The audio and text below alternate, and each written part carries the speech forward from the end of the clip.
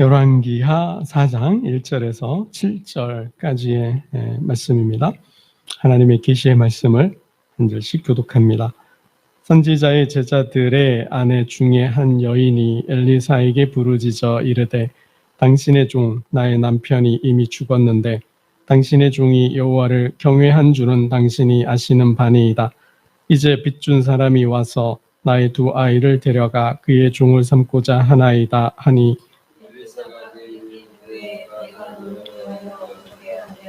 내 집에 무엇이 있는지 내게 말하라. 그가 이르되 계집 중에 집에 기름 한 그릇 외에는 아무것도 없나이다 하니 이르되 너는 밖에 나가서 모든 이웃에게 그릇을 빌리라. 빈 그릇을 빌리되 조금 빌리지 말고 문을 닫고 그 모든 그릇에 기름을 부어서 차는 대로 옮겨 놓으라 하니라. 여인이 물러가서 그의 두 아들과 함께 문을 닫은 후에 그들은 그릇을 그에게로 가져오고 그는 부었더니 이 아들에게 이르되 또 그릇을 내게로 가져오라 하니 아들이 이르되 다른 그릇이 없나이다 하니 기름이 곧 그쳤더라. 함께 읽겠습니다.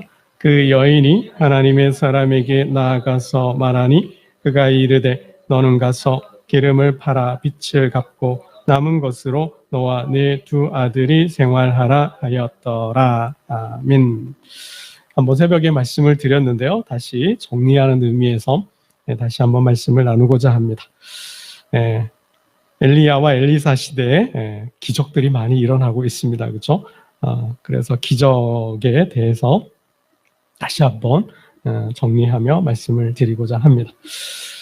여러분, 기적엔 두 가지 기적이 있어요. 기적엔 두 가지 기적이 있어요. 저의 말입니다. 제가 정리를 했어요. 기적엔 두 가지 기적이 있는데 한 가지 기적은 가시적 기적. 두 가지 기적은 가시적 기적과 비가시적 기적이 있다. 가시적 기적은 경험의 대상이 되는 거죠. 즉 눈으로 볼 수 있는 기적은 가시적 기적. 가시가 눈으로 볼 수 있다는 거죠. 눈으로 볼 수 있는 기적, 경험할 수 있는 기적. 즉 삶에서, 저와 여러분의 삶에서 사건으로 드러나는 기적, 사건으로 경험되는 기적을 가시적 기적이라고 해요. 그러니까 우리가 경험할 수 있는 기적이에요. 그리고 또 비가시적 기적은 말 그대로 눈으로 볼 수 없는 기적, 즉 경험할 수 없는 기적, 신앙으로 고백되어지는 기적을 비가시적 기적이라 할 수 있습니다. 우리는 기적을 꼭 경험해야만 기적이라고 말해요. 기적을 보고 듣고 경험해야만 기적이라고 생각하는데 기적을 경험하지 못해도 우리는 기적을 살고 있다라는 거죠. 우리의 삶 자체가, 저와 여러분의 삶 자체가 기적이라는 거예요. 눈으로 보지 못해도, 몸으로 삶으로 경험하지 못해도 우리는 기적을 살고 있다는 것입니다. 꼭 기적을 경험해야만 기적이냐? 그렇지는 않다라는 거죠. 한번 새벽에도 말씀을 드렸는데 여러분 암에 걸렸다가 고침받으면 기적이에요. 그죠? 꼭 암에 걸렸다가 고침받아야만 기적인가? 그럼 많은 사람들이 암에 걸려요. 그렇죠? 많은 사람들이 암에 걸려. 그러나 암에 걸리지 않는 사람도 있죠. 암에 걸렸다 낫는 것도 기적이지만 암에 걸리지 않는 것도 기적이라는 거죠. 암에 걸리지 않고 건강하게 사는 거죠. 9988123 하는 게 축복이라는 거죠. 그 자체가 기적이라는 거죠. 여러분 꼭 세월호나 이태원 참사와 같은 사건은 겪으면서 살아남아야 기적인가요? 기적이죠. 근데 여러분 그 트라우마가 엄청 심해요. 그렇죠? 그거는 살아가면서 평생 짊어지고 가야 될 기적이죠. 그런 기적 경험하고 싶으세요? 저는 솔직히 하고 싶지 않습니다. 기적 맞아요. 기적 맞는데 꼭 그런 일을 겪어야만 기적이냐라는 거죠. 그런 일을 겪지 않는 것, 내 삶에 그런 일이 일어나지 않는 것 자체가 기적 아닌가요? 여러분 꼴찌가 1등하면 기적이에요, 그죠? 뭐 그냥 내내 1등하면 그게 기적 아닌가요? 꼭 1등을 못해도 내가 성적 유지하면 그게 기적이죠.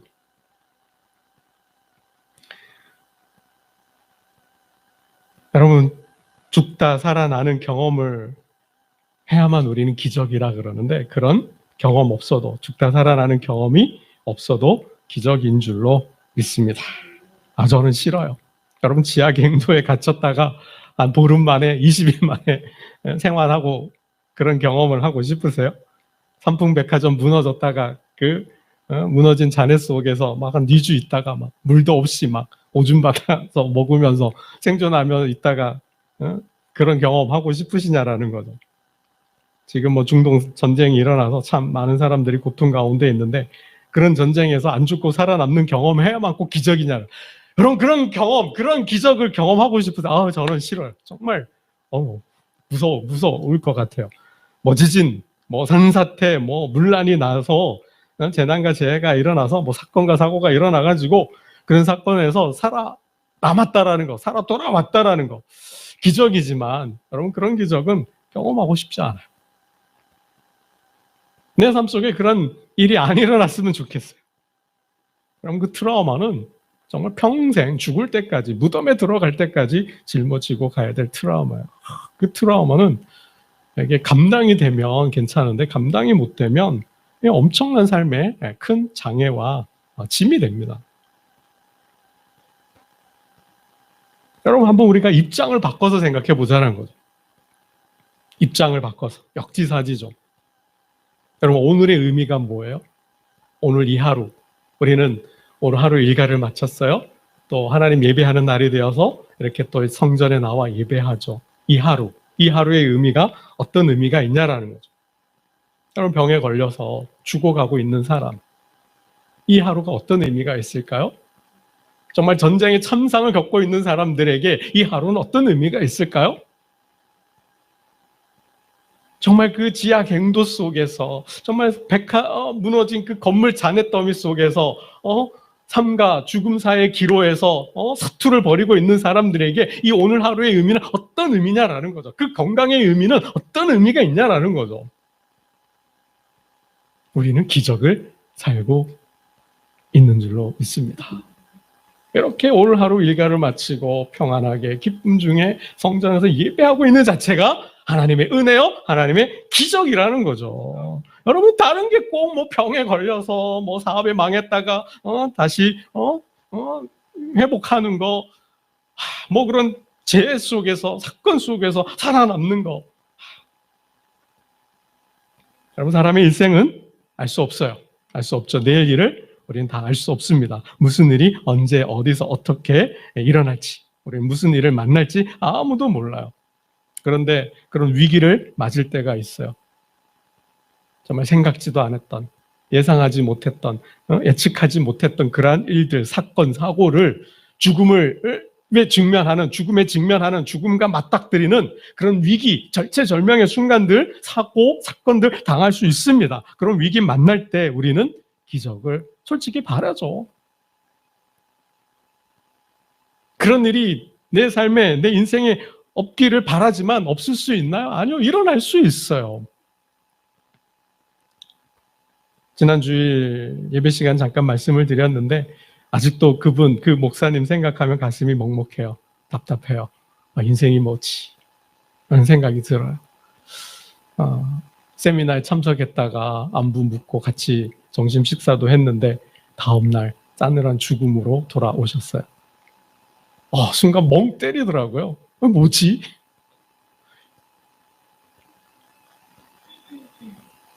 여러분 그런 일이 일어나지 말라는 법이 없잖아요. 교통사고를 당하셨는데 응급실로 실려가셨고 치료 중에 심근경색으로 돌아가셨다는 거. 심장이 멎은 거죠.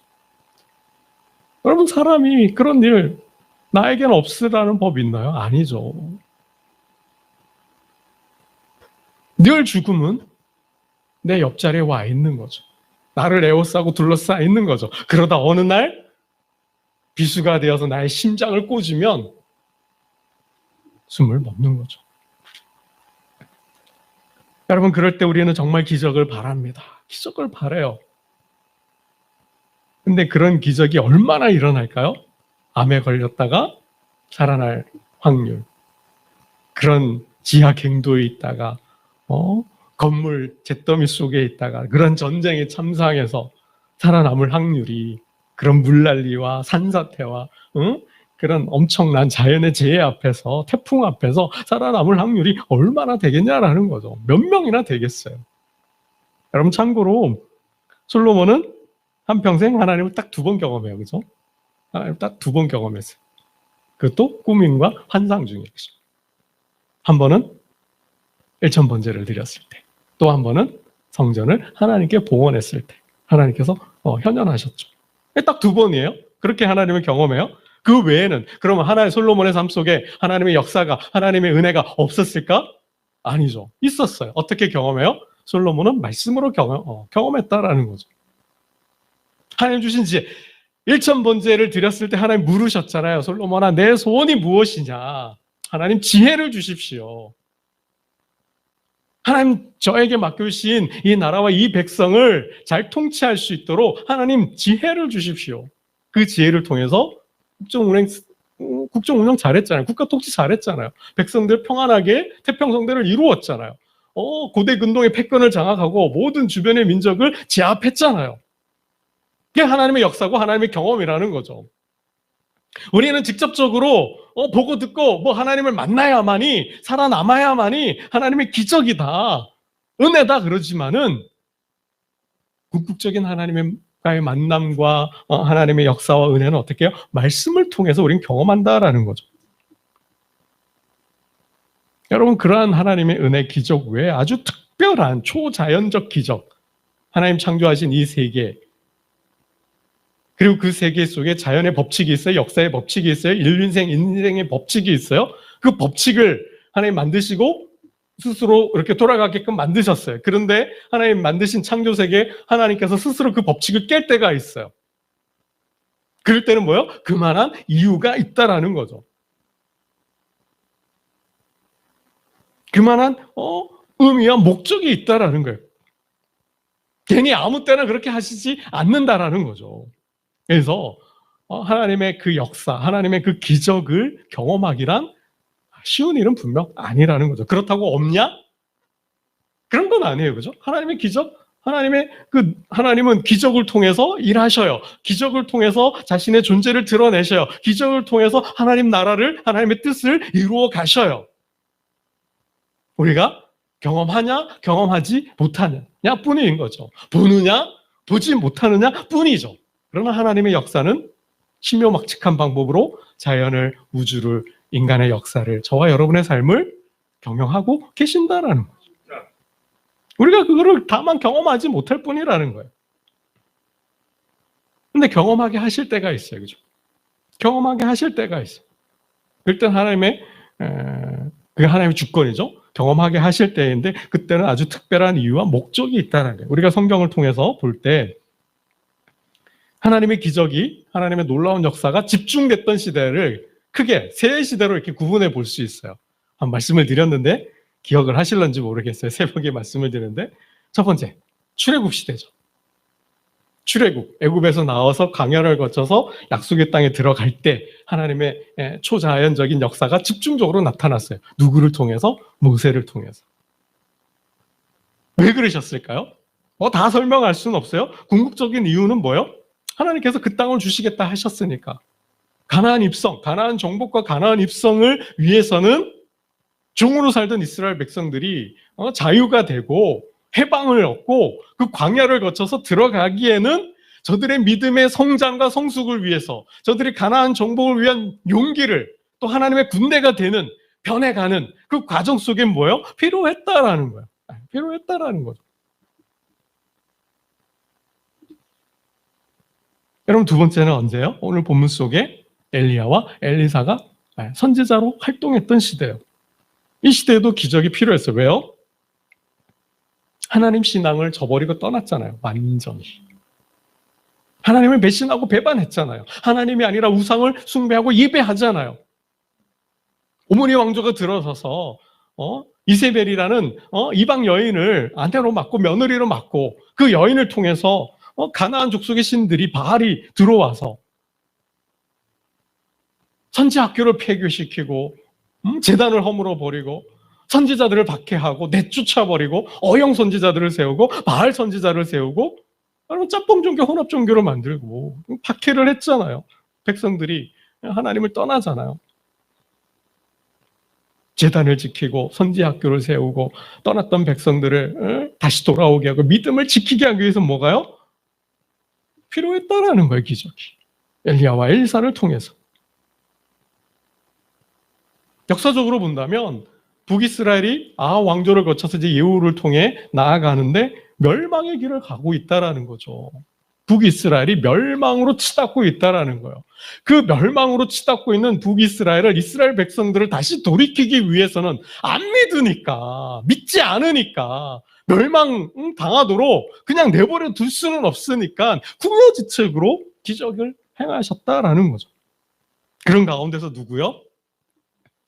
선지, 오늘 본문에 선지자의 제자의 아내, 그 가족을 하나님이 돌보시는 거죠. 여러분, 특별히 참고적으로 이 엘리야와 엘리사 시대에 하나님의 역사가 집중적으로 나타났던 공동체가 있어요. 어떤 공동체요? 선지자 무리라는 거죠. 선지자 무리. 이게 여러분에게 중요해요. 하나님의 백성들이, 종교 박해 속에서 하나님의 백성들이 하나님을 떠나서 배신하고 우상을 숭배할 때 하나님께서 저들을 돌이키기 위하여 사용한 집단, 공동체가 누구예요? 선지자 제자들이라는 거죠. 선지자 무리들이라는 거예요. 여러분, 오늘 이 시대로 말하면 누구일까요? 교회라는 거겠죠. 저는 우리 소명교회가 오늘 수요 예배로 모여 하나님을 예배하는 저와 여러분의 삶 속에 이러한 기적이 나타났으면 좋겠어요. 정말로 솔직히. 그래도 사실은 돌아올까 말까 하겠지만은 필요했다라는 거예요. 그들을 돌이키기 위해서는. 그래서 엘리야와 엘리사 시대에 보면 하늘의 문도 닫아보잖아요. 우러를 끊어보기도 하잖아요. 기근을 주고 굶주림 속에도 보내보잖아요. 아람 군대의 손에 넘겨도 보시잖아요. 제단 대결을 통해서 불을 내려보시기도 하고요. 그렇죠? 그런데도 안 들어와요. 그래서 선지자 생도들의 그 공동체를 통해서 오늘 본문처럼 마르지 않는 기름그릇, 빈 그릇 역사도 일으키고 다른 이방 민족, 나아만 장군이나 다른 이방 여인들의 삶을 통해서도 이스라엘 백성들 한번 식이 나게도 보게도 하시는 거고, 보리떡 20개와 채소 한 부대로 100명이 먹는 역사도 일으키고 물도 깨끗하게 해보시고 그런 기적들을 행하시는 거죠. 그러니까 엘리야와 엘리사 시대의 기적의 의미는 멸망 직전에 있는 이스라엘 백성들을 다시 돌아오게끔 하기 위해서 하나님께서 그러한 기적들을 행하셨다라는 거죠. 또 하나 우리 신약 시대에 본다면 예수님 시대죠. 예수님 시대에 하나님의 아들 메시아 예수 그리스도를 통해서 많은 기적과 표적이 나타났어요. 의미는 뭘까요?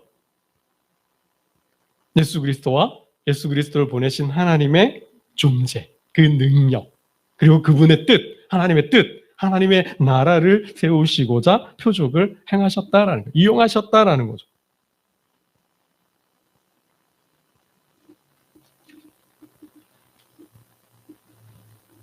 여러분, 신약시대, 구약이나 신약시대 그 하나님의 표적과 이적은 주로 뭐와 연결이 될까요? 믿음과 연결이 돼요. 믿음. 네. 여러분, 예수님의 첫 번째 표적이 뭘까요? 공생애를 시작하기 전에 예수님께서 행하신 첫 번째 표적, 수많은 표적들 중에서 첫 번째 표적, 가나 혼인잔치 비유죠. 가나 혼인잔치에서 물을 포도주로 바꾸셨어요. 여러분, 물과 관련된 하나님의 역사, 하나님의 기적 얼마나 될까요? 새벽에 한번 지나가는 얘기로 말씀을 드렸는데 물을 속성을 바꿔서 다른 것으로 바꿔요. 그죠? 물을 바꾸어서 물이 변할 포도주가 돼요. 또 어떤 물과 관련된 표적이 있을까요? 물이 갈라져요. 그죠? 물을 가르셨어요. 홍해를 가르고 요단을 갈라요. 그래서 길을 내시죠. 네. 물 자체를 바꾸시거나 또 물을 가르시거나 물벽을 만드셨어요. 그죠? 또 어떤 기적이 있을까요? 그죠? 물을 바꾸는 거죠. 쓴물을 단물로 바꾸는 거예요. 그게 여리고나 마라 사건 같은 게 있죠. 또 뭐요? 물과 관련된 기적이 물 위로 걸어가셨잖아요. 수면 보행이잖아요. 물 위를 걷기도 하셨어요. 또 반석에서 물을 내시기도 하고, 삼손 같은 경우에는 레이라는 지역에서 샘을 터치기도 하고, 우리가 앞에서 모압과의 전쟁도 봤지만 개울이 흘러오기도 하시고. 그러니까 뭐예요? 이 물 하나만 놓고 보더라도 하나님의 주권이 분명하게 나타나고 있죠. 왜 이런 역사들을 일으키셔요? 가나 혼인잔치에서 이렇게 기록하고 있어요. 예수께서 이 첫 표적을 갈릴리 가나에서 행하여 그의 영광을 나타내심에 제자들이 그를 믿으니라. 제자들의 믿음을 위해서. 제자들의 믿음을 위해서라는 거예요. 요한복음 2장 23절인데요. 6월절에 예수께서 예루살렘에 계시니 많은 사람이 그의 행하시는 표적을 보고 그의 이름을 믿었으니. 뭐요? 표적을 보고 믿었대요. 예수를 믿은 거예요. 예수의 말씀을 믿은 거예요. 예수의 삶과 사역 속에 임하는 하나님 나라를 하나님 보여주신 것이고 그 나라를 보고 믿게 하시는 거예요. 여러분, 궁극적으로 성경에 나타나고 있는 표적과 이적의 목적은 뭐예요? 하나님의 존재를 드러내는 거예요. 하나님이 어떤 분인지, 어떤 능력을 가지고 계신지. 예수님께서 표적을 행하신 이유는 자기의 존재를 드러내는 거예요. 자신이 누구인지. 여러분, 세례 요한이 제자를 보내잖아요. 감옥에 갇혀 있을 때. 근데 정말 구약에 선지자들이 예언한 메시아가 맞는가? 이게 의아했어요. 그죠? 의심이 들었어요. 그래서 제자들을 보내죠. 그래서 물어요. 당신이 정말 오실 그이니까. 내가 그다라고 주님 말씀하지 않고 어떻게 대답하셔요? 간접적으로. 뭐라고 그러셔요? 예수님께서 하신 사역으로 말씀하시죠. 눈먼 자가 보고 귀먼 자가 듣고 걷지 못한 자가 걷는다. 이게 뭘 말하는 거예요? 이사야의 역사잖아요. 이사야 예언의 성취잖아요. 이렇게 주님은 자신이 하신 사역으로 자신의 존재를 드러내셨어요. 그게 나사렛 취임 설교잖아요. 이사야 61장에. 내가 성령이 임하였고 그 성령의 충만함 속에 가난한 자들의 복음이 전하되는데 포로된 자가 자유로, 눈먼 자가 보게 되고 눌린 자가 다시 풀어나는 거죠. 그럼 이게 하나님의 역사였어요.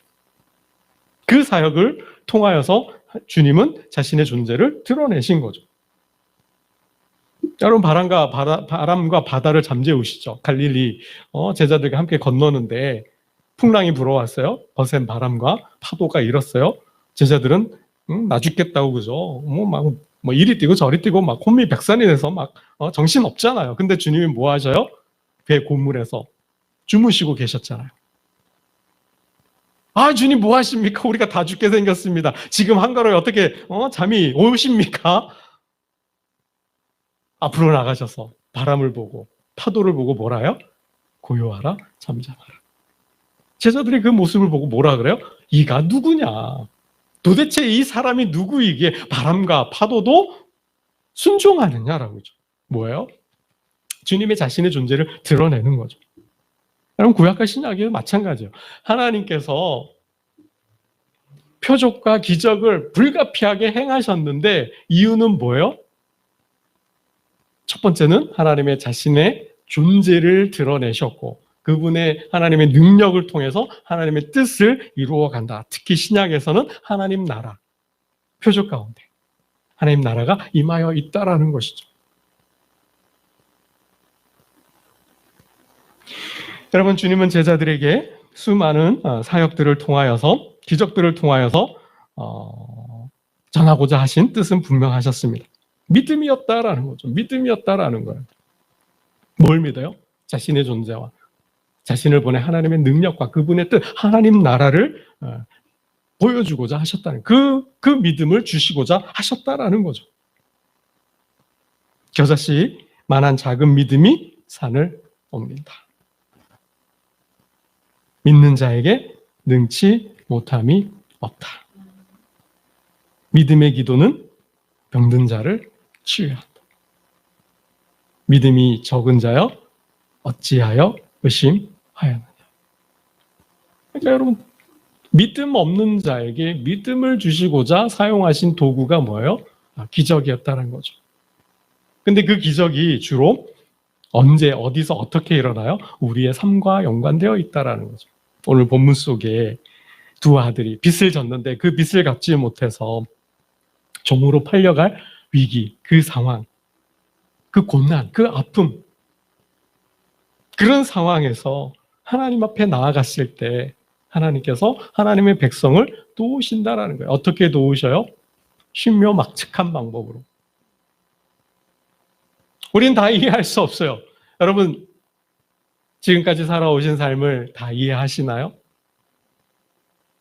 그 인생, 살아오신 삶 속에 살면서, 살아오시면서 겪었던 그 모든 일들의 의미를 다 아시나요?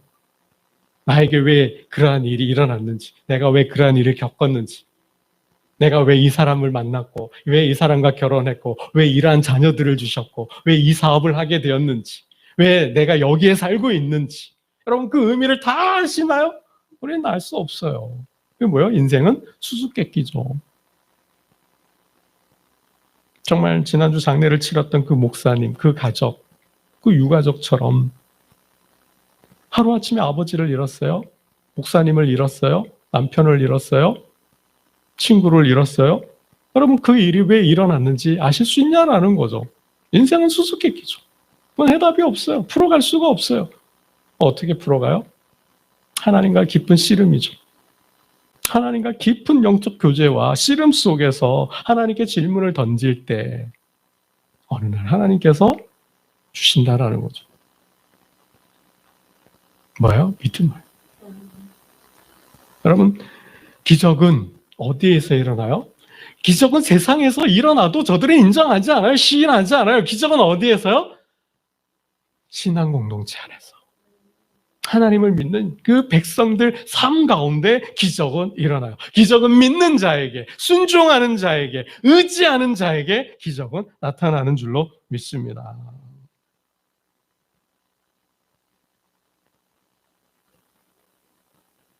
여러분 말씀을 맺겠는데요. 기적은 신앙 공동체에서 일어나요. 신앙의 눈을 가진 자, 영적인 눈을 가진 자만이 분별할 수 있고 판별할 수 있어요. 신앙의 눈을 가지고 있는 자만이 기적을 만들 수 있고 행할 수 있고 또 경험할 수 있어요. 또 그런 일이 없어도 우리는 기적 가운데 살고 있는 것이죠.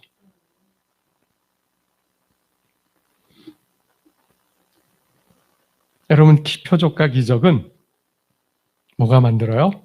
믿음이 만들어요. 믿는 자에게 하나님의 기적이 나타납니다.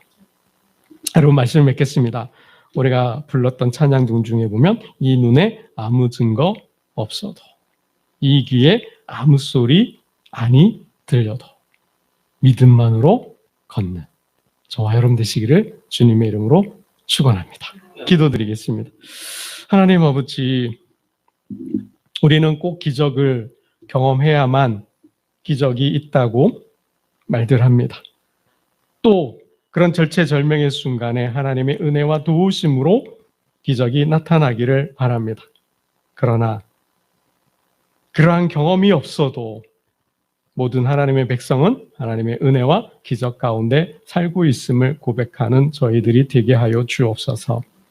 지하갱도에 갇히고 백화점이 무너지고 전쟁이 터지고 자연의 재해와 사건과 사고가 일어나서 생환해야만이 하나님이 계시다고 고백합니다.